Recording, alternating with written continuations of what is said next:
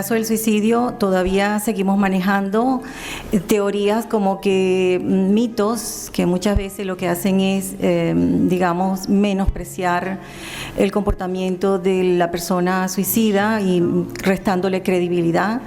Y nuestra función en el Teléfono de la Esperanza es dar a conocer un poco cómo debemos comportarnos nosotros cuando tenemos un amigo o un familiar o algún conocido que tenga idea suicida. Un año más nos aliamos con el Teléfono de la Esperanza para hablar de la salud mental y poner freno a los casos de suicidio.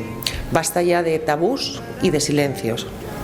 Animamos a la sociedad castellonense a responder al suicidio, a sumarse a un movimiento que anima a hablar con rigor, seriedad y sin temores sobre la salud mental y el suicidio.